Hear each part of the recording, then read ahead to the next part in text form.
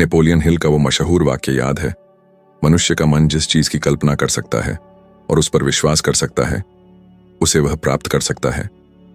सुनने में पागलपन लगता है ना?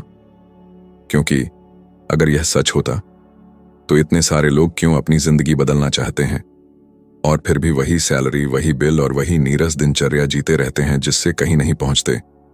क्या यह आलस्य है या फिर हम असल में अमीर होने के बारे में गलत सोच रहे हैं?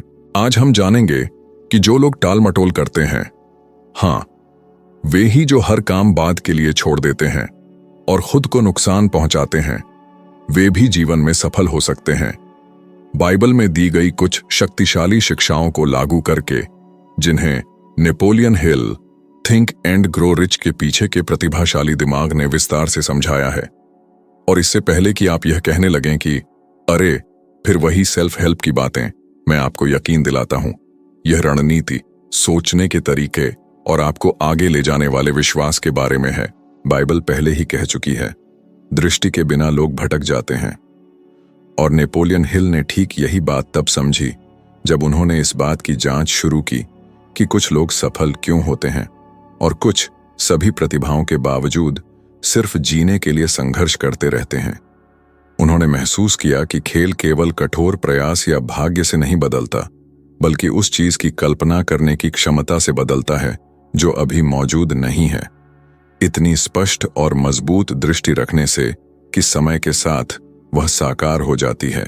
यह बात उन्हें एंड्रयू कार्नेगी ने बताई थी, जो उस समय दुनिया के सबसे अमीर व्यक्ति थे। 1908 में एक बातचीत के दौरान कार्नेगी ने हिल को एक चुनौती दी, अपने जीवन के 20 से अधिक साल सफलता के रहस्यों को समझने और दुनिया को एक सार्वभौमिक रहस्य बताने के लिए समर्पित करना। हम जो कुछ भी हासिल करते हैं वह सबसे पहले हमारे दिमाग में पैदा होता है। हिल ने यह चुनौती स्वीकार की, भले ही उनके पास कोई गारंटीड डॉलर नहीं था, कोई सुरक्षा नहीं थी। उनके पास केवल एक चीज थी, एक दृष्टि, और उसी ने उनकी पूरी कहानी लिखी। कितनी बार आपने तुरंत परिणाम न देखकर हार मान ली है, पूरे जोश के साथ एक परियोजना शुरू की, लेकिन जब चीजें आगे नहीं बढ़ीं तो लौ जल्दी बुझ गई। यहीं पर लोग सबसे ज्यादा उलझते हैं। वे देखकर विश्वास करना चाहते हैं, लेकिन सच्चाई यह है कि जो चीज मौजूद नहीं है उसे कोई तब तक नहीं देख सकता जब तक वह देखना न सीख ले। जो सफल हैं, जो समझदार हैं, जो जीतते हैं, वे वह देखते हैं जो अभी मौजूद नहीं है। वे महल को तैयार देखते हैं, भले ही चारों ओर केवल ईंटों का ढेर हो। हिल इसे मन की आंखों से देखना कहते थे और बाइबल इसे सरल तरीके से बताती है, जो विश्वास करता है उसके लिए सब कुछ संभव है। लेकिन बात यह है कि सच्चा विश्वास सिर्फ कुछ प्रेरक वाक्य दोहराने से कहीं बढ़कर है। इसका मतलब है तब भी डटे रहना जब कुछ ना हो, मन में उठने वाले संदेह का सामना करना, और तब भी विश्वास बनाए रखना जब सब कुछ बिखरता हुआ लगे। हिल ने यह कड़े संघर्ष से सीखा। वे एक गरीब परिवार से थे, वर्जीनिया के पहाड़ों में एक साधारण से घर में पले बढ़े, और उन्हें बचपन से ही कड़ी मेहनत करनी पड़ी, बिना किसी विलासिता, बिना किसी विरासत के। फिर भी उन्होंने अपने भीतर एक निश्चितता का निर्माण किया कि वे महान लोगों की तरह सोच सकते हैं और हमारा मन किसी भी भविष्य को बदलने में सक्षम है। और सबसे दिलचस्प बात यह है कि दशकों बाद विज्ञान ने वही साबित किया जो हिल और प्राचीन ग्रंथ पहले ही कह चुके थे, न्यूरोप्लास्टिसिटी। आजकल हार्वर्ड के लोग दिखाते हैं कि जब हम अपने लक्ष्यों की कल्पना बहुत भावना के साथ करते हैं तो हम मस्तिष्क में नए कनेक्शन बनाते हैं, जिससे दुनिया को देखने का हमारा तरीका बदल जाता है। यह ऐसा है, आपका मस्तिष्क उस चीज के अनुकूल हो जाता है जिसे आप अपने मन में पोषित करते हैं। लेकिन एक बारीक बात है जो बहुत कम लोग समझ पाते हैं, यह सिर्फ सपने देखना नहीं है, बल्कि एक स्पष्ट उद्देश्य के साथ कल्पना करनी है। हिल ने थॉमस एडिसन और हेनरी फोर्ड जैसे करोड़पतियों के साथ अपनी बातचीत में पाया कि उन सभी के पास जो वे चाहते थे उसकी एक बहुत स्पष्ट मानसिक छवि थी। कुछ भी शुरू करने से पहले ही वे सिर्फ अमीर बनने का सपना नहीं देख रहे थे, वे उत्पाद, विचार, प्रभाव, अंतिम परिणाम देखते थे। उदाहरण के लिए, फोर्ड ने अपनी फैक्ट्री बनने से पहले ही बहुत सारी सस्ती कारों को सड़कों पर दौड़ते हुए कल्पना कर ली थी। एडिसन ने किसी भी लैंप के जलने से पहले पूरी दुनिया को रोशन होते देखा था। और हिल इस निष्कर्ष पर पहुंचे कि यह वही शक्ति है जो भविष्यवक्ता और बाइबल के विश्वासी लोग धारण करते थे, एक ऐसा विश्वास जो सृजन करता है। अब मेरे साथ सोचिए, आप ऐसे कितने लोगों को जानते हैं जो कहते हैं कि वे अपने जीवन में सुधार चाहते हैं, लेकिन हर दिन मैं नहीं कर सकता, यह मेरे लिए नहीं है, और ओह कितना डर लगता है। जैसे नकारात्मक विचारों को पोषित करते हुए उठते हैं। वे प्रार्थना भी करते हैं, मदद मांगते हैं, लेकिन अंदर ही अंदर वे इस विचार को मजबूत करते रहते हैं कि वे इसके लायक नहीं हैं। ये रेगिस्तान में फूल उगाने जैसा है। दृष्टि के बिना मन पानी रहित भूमि जैसा है, और जब तक मन नहीं बदलता तब तक कुछ भी फलता फूलता नहीं है ना? हिल सिखाते थे कि कोई भी महान उपलब्धि 2 बार जन्म लेती है, पहली बार हमारे दिमाग में, फिर वास्तविक दुनिया में। वे इस बात पर जोर देते थे, मनुष्य का मन जिस चीज की कल्पना कर सकता है और उस पर विश्वास कर सकता है, उसे वह प्राप्त कर सकता है। यह जादू नहीं है, यह शुद्ध तर्क है। जब आप दिल से विश्वास करते हैं तो आपके कार्य बिना आपके महसूस किए भी इस विश्वास के साथ चलने लगते हैं। जिस तरह से आप बात करते हैं, जो विकल्प आप चुनते हैं, और यहां तक कि जो अवसर प्रकट होते हैं, सब कुछ बदलना शुरू हो जाता है। सच्चा विश्वास केवल आध्यात्मिक चीज नहीं है, यह मनोवैज्ञानिक और बहुत व्यावहारिक भी है। और एक और भी गहरी बात है, दृष्टि की शक्ति ताकत के बारे में नहीं है, यह एकाग्रता के बारे में है। बहुत से लोग जीवन भर अधिक करने की कोशिश करते रहते हैं, जबकि वास्तव में उन्हें बेहतर देखने की कोशिश करनी चाहिए। एक मजदूर दशकों तक कड़ी मेहनत कर सकता है और कहीं नहीं पहुंच सकता, क्योंकि उसका मन केवल बाधाओं को देख पाता है। जबकि स्पष्ट दृष्टि वाला व्यक्ति, भले ही वह निचले स्तर से शुरुआत करे, कुछ रास्ते ढूंढ लेता है, कुछ संभावनाएं पैदा करता है, विचारों को ठोस चीजों में बदल देता है। इसीलिए हिल कहते थे कि अमीर बनने का पहला कदम मन को स्पष्ट रखना है। जब आप ठीक से जानते हैं कि आप क्या चाहते हैं और मानते हैं कि यह संभव है, तो दुनिया आपको वहां तक पहुंचने में मदद करने के लिए खुद को पूरी तरह से समायोजित करती हुई लगती है। अब कल्पना कीजिए कि अगर आप इसी विचार को अपने जीवन में लागू करते हैं तो कैसा होगा। केवल यह कहने से नहीं कि आप बदलना चाहते हैं, बल्कि विस्तार से कल्पना करने से कि इस बदलाव का वास्तव में क्या मतलब है। बिलों के ढेर का भुगतान करने की चिंता के बिना, यह जानते हुए कि आपका समय केवल आपका है और किसी और का नहीं, शांति से जागना कैसा होगा। शीशे में देखकर एक आत्मविश्वासी व्यक्ति को देखना कैसा होगा, जिसने अपनी कहानी में एक नया मोड़ लाया है। यदि यह छवि आपके मन में बहुत स्पष्ट है, तो आप निश्चित हो सकते हैं कि वह पहले से ही आपके भीतर मौजूद होनी शुरू हो गई है। कमी बस इस दृष्टि को तब तक बढ़ावा देने की है जब तक वह कुछ अपरिहार्य न बन जाए। नेपोलियन हिल ने इसे स्वयं अनुभव किया। जब उन्होंने अपना शोध शुरू किया तो वे सिर्फ एक पत्रकार थे जिसे कोई नहीं जानता था। जब उन्होंने इसे समाप्त किया तो वे इतिहास की सबसे सफल किताबों में से एक के लेखक थे। और यह सब एक ऐसी अंतर्दृष्टि से शुरू हुआ जिसे कोई और नहीं देख पा रहा था। सबसे चौंकाने वाली बात यह है कि उन्हें कार्नेगी से कभी वित्तीय सहायता नहीं मिली, जैसा कि बहुत से लोग सोचते हैं। उन्होंने अकेले ही चुनौती का सामना किया, आरण लिया, कठिनाइयों से गुजरे और अविश्वास का सामना किया। लेकिन उन्होंने अपनी दृष्टि का त्याग नहीं किया। उन्होंने कुछ ऐसा देखा जो अभी तक मौजूद नहीं था, और इसी विश्वास ने उन्हें थामे रखा।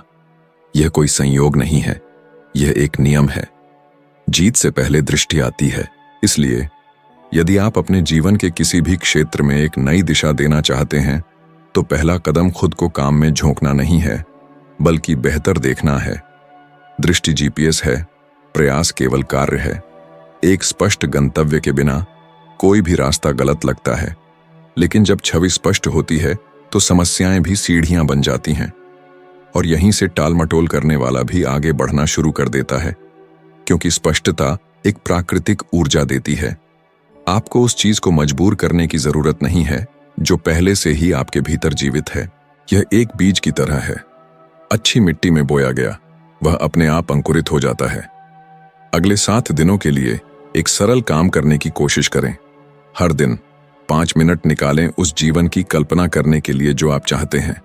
आंखें बंद करें और सब कुछ छोटे से छोटे विवरण में कल्पना करें। जगह, गंध, ध्वनि, माहौल, आसपास के लोगों को महसूस करें। इसे उसी निश्चितता के साथ करें जो हिल के पास थी जब उन्होंने कार्नेगी की चुनौती स्वीकार की थी। यह विश्वास का एक अभ्यास है, लेकिन व्यावहारिक रूप से इससे कोई फर्क नहीं पड़ता कि आज यह एक दूर का सपना लगता है। असंभव हमेशा हर महान कहानी की शुरुआत रहा है, क्योंकि अंततः जो लोग चीजों को होने देते हैं और जो सिर्फ इच्छा करते हैं, उनके बीच का अंतर्दृष्टि है। और जैसा कि हिल और बाइबल दोनों ने स्पष्ट किया है, दृष्टि के बिना लोग भटक जाते हैं। नेपोलियन हिल का मानना था कि विश्वास किसी भी चीज को साकार करने के लिए ईंधन है जिसे हम हासिल करना चाहते हैं। उन्होंने कहा कि संदेह से कुछ भी महान नहीं पनपता, और जब हमारा मन पूरी शक्ति से विश्वास करता है तो वह इतनी शक्तिशाली ऊर्जा उत्पन्न करता है जिसे दृश्यमान दुनिया को स्वीकार करना पड़ता है। बाइबल पहले ही इसे सीधे तौर पर सिखाती थी। विश्वास आशा की हुई वस्तुओं का निश्चय और अनदेखी वस्तुओं का प्रमाण है। लेकिन मजे की बात यह है कि अधिकांश लोग उसी विश्वास का उपयोग अपने ही खिलाफ करते हैं। वे विश्वास करते हैं, लेकिन उस पर विश्वास करते हैं जो वे नहीं चाहते। वे विश्वास करते हैं कि उन्हें असफलता मिलेगी, कि वे इसके लायक नहीं हैं, कि यह कभी नहीं होगा, और परिणाम निश्चित रूप से इस विश्वास की पुष्टि करता है। हिल ने देखा कि विश्वास की शक्ति केवल किसी बड़ी चीज में विश्वास करने में नहीं है, बल्कि अपनी खुद की क्षमता में विश्वास करने में है कि आप जो चाहते हैं उसे कर सकते हैं।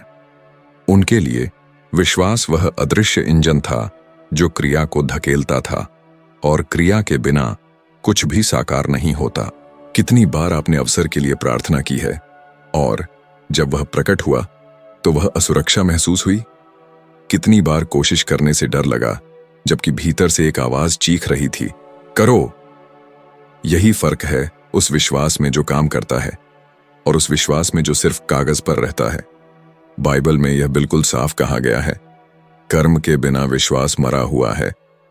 हिल ने यह बात सफल लोगों के साक्षात्कारों में सीधे देखी। वे सिर्फ यह नहीं मानते थे कि वे जीतेंगे, वे ऐसे काम करते थे जैसे सफलता निश्चित हो, उसमें कोई त्रुटि ना हो। ऐसा लगता था मानो वे ऐसी मानसिक अवस्था में जीते हों जहां असफलता शब्द का अस्तित्व ही नहीं था।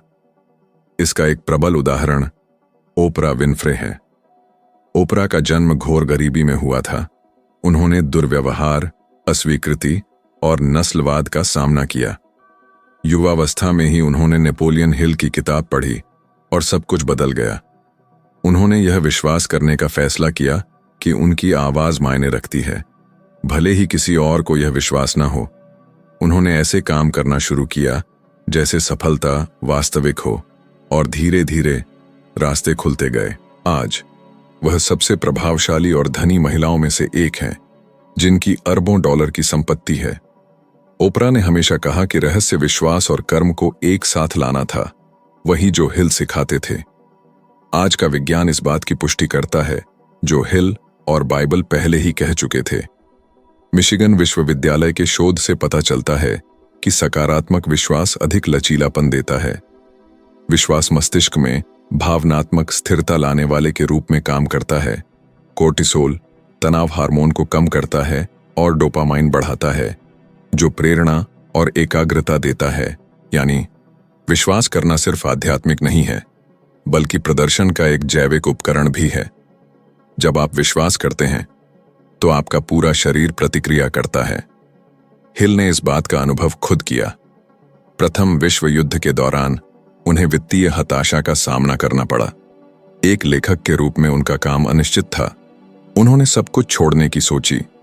उन्होंने जो अध्ययन किया था उसे लागू करने का फैसला किया। उन्होंने रोजाना विश्वास की पुष्टि वाले वाक्य लिखे, अवसरों और ग्राहकों को अपनी ओर आते हुए कल्पना की। कुछ ही हफ्तों में उन्होंने उद्यमियों को प्रशिक्षित किया और वहीं से सोचो और अमीर बनो के सिद्धांत जन्मे। इसने उनके जीवन पर गहरा प्रभाव डाला, यह साबित करते हुए कि कर्म के साथ विश्वास वास्तविकता को बदल देता है। ठीक है, लेकिन व्यवहारिक रूप से विश्वास रखना क्या है? यह बिना किसी गारंटी के काम करना है। यह पूरा रास्ता देखे बिना पहला कदम उठाना है। ज्यादातर लोग काम करने से पहले निश्चितता चाहते हैं, लेकिन विश्वास अनिश्चितता में काम करता है। जब कुछ भी ठीक नहीं चल रहा होता, तभी वह अपनी असली शक्ति दिखाता है। हिल कहते थे कि विश्वास एक मांसपेशी है। जितना ज्यादा आप इसका इस्तेमाल करते हैं, उतनी ही मजबूत ये होती जाती है। जो चीज विश्वास को कमजोर करती है वह है डर, निर्णय, असफलता और कमी का डर। ये डर वे अदृश्य बेड़ियां हैं जो बहुत से लोगों को जकड़ लेती हैं। क्या आपने कभी सोचा है कि आपके जीवन का कितना हिस्सा सावधानी के वेश में छिपा डर है? आपने कितनी बार यह सोचकर अवसर गंवाए कि सही समय नहीं था, जबकि वास्तव में यह डर बोल रहा था?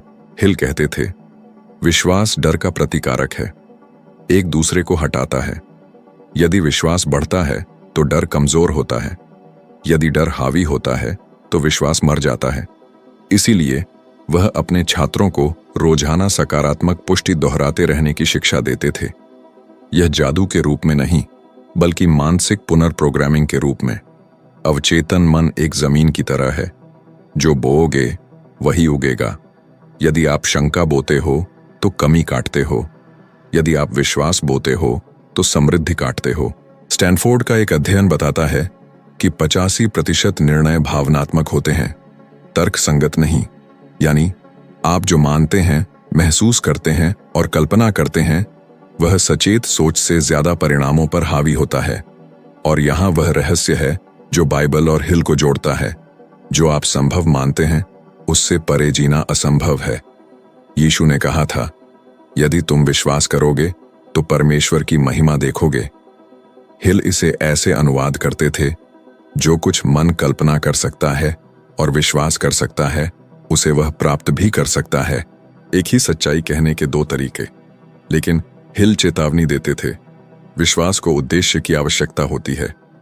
सिर्फ विश्वास करना काफी नहीं है, एक स्पष्ट लक्ष्य की आवश्यकता है, एक ऐसा कारण जो भावना जगाए।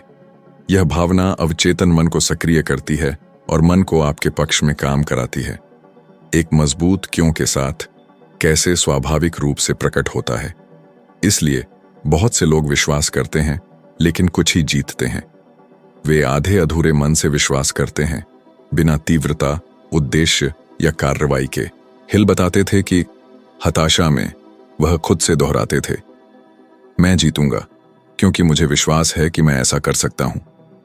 वह यह एक इच्छा के रूप में नहीं, बल्कि अपने मन के लिए एक आदेश के रूप में कहते थे।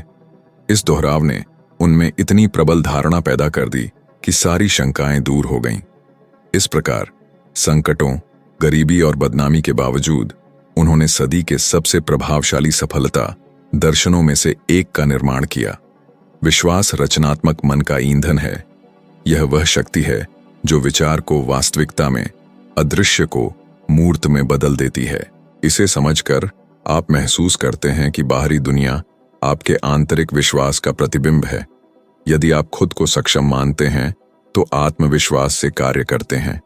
यदि आप खुद को अयोग्य मानते हैं तो अवसरों को बर्बाद करते हैं। सब कुछ विश्वास से शुरू होता है और विश्वास पर ही खत्म होता है। इसलिए सवाल यह नहीं है कि आपको विश्वास है या नहीं, सवाल यह है आप किस पर विश्वास करते हैं।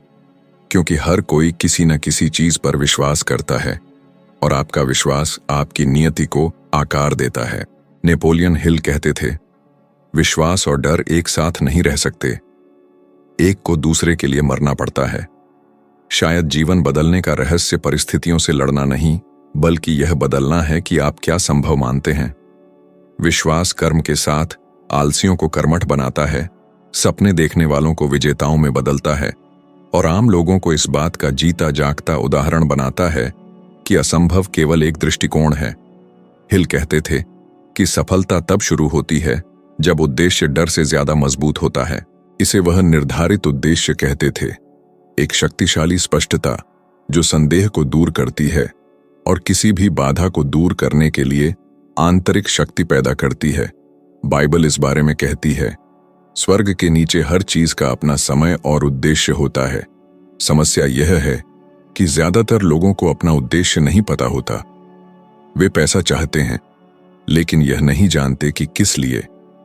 वे सफलता चाहते हैं, लेकिन यह परिभाषित नहीं करते कि इसका क्या मतलब है। इस स्पष्टता के बिना जीवन दिशाहीन प्रयासों का एक सिलसिला बन जाता है। हिल ने महसूस किया कि उद्देश्य वह नक्शा है जो हमें अराजकता में मार्गदर्शन करता है। यह गिरने को अर्थ देता है, असफलता को सीखने में और दर्द को ईंधन में बदलता है। 1929 की महामंदी में हिल ने सब कुछ खो दिया। बचत खत्म हो गई, व्याख्यान रद्द हो गए और वह कर्ज में डूबा था और परिवार का भरण पोषण करना था। यह गहरी हताशा का समय था। उन्होंने सब कुछ छोड़ने की सोची, लेकिन तभी उन्होंने अपने उद्देश्य को फिर से खोजा। हिल ने महसूस किया कि उनका मिशन धन नहीं था, बल्कि विश्वास, विचार और आत्म अनुशासन के माध्यम से धन का निर्माण करना सिखाना था। उन्होंने सोचो और अमीर बनो को आध्यात्मिक प्रतिरोध के कार्य के रूप में लिखना शुरू किया। वह हर दिन लिखते थे, यह जाने बिना कि कोई इसे पढ़ेगा या नहीं, एक ऐसे उद्देश्य से प्रेरित होकर जो उन्हें तब भी खड़ा रखता था जब सब कुछ रुकने को कहता था। परिणाम, एक ऐसी किताब जो पीढ़ियों तक चली और लाखों लोगों को अपना जीवन फिर से बनाने में मदद की। हिल का दर्द एक विरासत बन गया। उन्होंने पाया कि उद्देश्य ही एकमात्र ऐसी दौलत है जो तब भी असफल नहीं होती जब सब कुछ बिखर जाता है। जब उद्देश्य खो जाता है तो आगे बढ़ने की शक्ति खो जाती है। कितने लोग दिन शुरू होने से पहले ही थके हुए उठते हैं, जो स्वचालित दिनचर्या का पालन करते हैं लेकिन बिना किसी आनंद के। यह दिशाहीन जीवन जीने का परिणाम है। विज्ञान ने साबित किया है कि उद्देश्य तनाव कम करता है, जीवन प्रत्याशा बढ़ाता है और भावनात्मक कल्याण में सुधार करता है। हार्वर्ड मेडिकल स्कूल के शोध से पता चलता है कि निर्धारित उद्देश्य वाले लोगों में डिप्रेशन का जोखिम 30% कम होता है और व्यावसायिक सफलता की संभावना 40% तक अधिक होती है। ऐसा इसलिए होता है क्योंकि उद्देश्य मन और कर्म के बीच सामंजस्य पैदा करता है।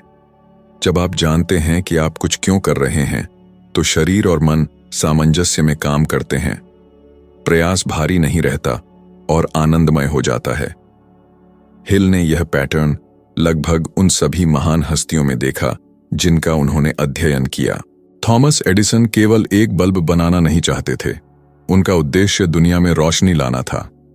हेनरी फोर्ड सिर्फ कारें बनाना नहीं चाहते थे, बल्कि हर किसी के लिए सुलभ गतिशीलता चाहते थे। उनके गुरु एंड्रयू कार्नेगी कहते थे कि पैसा कुछ बड़े काम के लिए एक उपकरण था, ज्ञान का विस्तार और सामाजिक सुधार। हिल ने सीखा कि उद्देश्य उन लोगों को अलग करता है जो केवल जीवित रहते हैं और जो निर्माण करते हैं। जिसका सच्चा उद्देश्य होता है वह केवल पैसे के लिए काम नहीं करता, बल्कि अर्थ के लिए काम करता है। और सबसे अच्छी बात, जब उद्देश्य वास्तविक होता है तो पैसा एक अपरिहार्य परिणाम होता है। लेकिन इतने सारे लोगों को यह उद्देश्य खोजने में कठिनाई क्यों होती है? क्योंकि वे बाहर वह चीज खोजते हैं जो केवल अंदर मिलती है। समाज सिखाता है सफलता अधिक पाने में, अधिक कमाने में, अधिक दिखने में है, और इन सतही लक्ष्यों के पीछे भागते हुए आत्मा खाली हो जाती है। हिल का मानना था कि उद्देश्य बनाया नहीं जाता, वह प्रकट होता है। यह तब उभरता है जब आप अपनी पसंद को दूसरों के लिए योगदान देने की क्षमता से जोड़ते हैं, वह बिंदु जहां प्रतिभा और सेवा मिलती है। क्या आप जानते हैं कि वह हमेशा क्यों कहते थे कि सच्ची दौलत भौतिक होने से पहले आध्यात्मिक होती है? बाइबल बड़ी समझदारी से इस बात को और पुष्ट करती है, जैसे कि पहले परमेश्वर के राज्य को खोजो और बाकी सब कुछ तुम्हें मिलेगा। दूसरे शब्दों में, किसी बड़ी चीज के साथ खुद को जोड़ें और बाकी सब स्वाभाविक रूप से होगा। हिल ने एक बात और बताई, विश्वास के बिना उद्देश्य केवल एक कमजोर इरादा होता है। वह सिखाते थे कि हमें इस उद्देश्य की स्पष्टता को हर दिन पोषण देना चाहिए, पुष्टि, कल्पना और सार्थक कार्यों के साथ। अगर आप कहते हैं कि आप समृद्ध होना चाहते हैं, लेकिन वास्तव में आपके कार्य कुछ और ही चिल्ला रहे हैं, तो यह काम नहीं करेगा, समझे? संगति वह भाषा है जो उद्देश्य बोलता है, और यह संगति तब बनती है जब आप उन सभी चीजों को ना कहना शुरू करते हैं जो आपके रास्ते में फिट नहीं बैठती। जब आप हर किसी को खुश करने की कोशिश करना बंद कर देते हैं, जब आप भेड़चाल छोड़ देते हैं और अपनी खुद की आवाज सुनना शुरू करते हैं, तभी विश्वास और उद्देश्य हाथ मिलाते हैं। डर अभी भी वहां होता है, लेकिन वह आपको पंगु बनाने की अपनी शक्ति खो देता है, क्योंकि आपका क्यों किसी भी डर से कहीं ज्यादा बड़ा होता है। वैसे नेपोलियन हिल के पास इस बारे में एक अच्छी कहानी थी। एक बार एक रिपोर्टर ने उनसे पूछा कि इतनी ठोकरें और मुश्किलों के बाद भी वह कैसे डटे रहे। उन्होंने यह जवाब दिया, मैं कई बार असफल रहा, लेकिन मैंने कभी हार नहीं मानी, क्योंकि मैं जानता था कि मेरा लक्ष्य मेरी हार से कहीं ज्यादा बड़ा था। मेरे दोस्त, यह वाक्य ही उद्देश्य का सार बताता है। उद्देश्य सिर्फ शुरुआत करने का एक छोटा सा धक्का नहीं है, बल्कि यह वह है जो आपको मजबूती से पकड़े रखता है ताकि आप कभी न रुकें।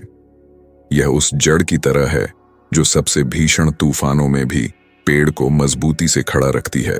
जब हवा तेज चलती है और सब कुछ अनिश्चित लगता है, तो उद्देश्य ही आपको आपकी असली पहचान से जोड़े रखता है। अब जरा मेरे साथ सोचो, अगर अचानक तुम सब कुछ खो दो तो क्या होगा? तुम्हें आगे बढ़ने की प्रेरणा क्या देगी? अगर पैसा मुख्य लक्ष्य न रहे तो तुम्हें बिस्तर से उठने के लिए क्या प्रेरित करेगा? यही वह सवाल है जो तुम्हारे सच्चे उद्देश्य को आकार देता है। हिल ने कहा था कि बिना उद्देश्य वाला व्यक्ति बिना पतवार की नाव जैसा होता है। वह तैर तो सकता है, पर कभी कहीं नहीं पहुंचता। और इसीलिए इतने सारे लोग थके हुए, निराश और उन नौकरियों में फंसे रहते हैं जिनसे वे नफरत करते हैं, और खोखले रिश्तों में जीते हैं। वे बिना किसी नक्शे के भटक रहे हैं, बाहरी धाराओं में बहते रहते हैं, यह जाने बिना कि दिशा का सामर्थ्य हमेशा उनके अंदर ही था। उद्देश्य रातों रात मिलने वाली चीज नहीं है। यह आपके अनुभवों, दर्द, ठोकरों और छोटी सफलताओं से बनता है। हिल का मानना था कि हर बाधा में एक छिपा हुआ सबक होता है, और यही सबक आपके उद्देश्य को आकार देता है। सब कुछ खोकर ही उसे आगे बढ़ने का कारण मिला। और यह दिलचस्प है कि कैसे यह बात कई कहानियों में दोहराई जाती है। मिसाल के तौर पर नेल्सन मंडेला को ही ले लो। वह 27 साल जेल में रहे और फिर भी अपने लोगों की आजादी के लिए लड़ने के अपने उद्देश्य पर डटे रहे।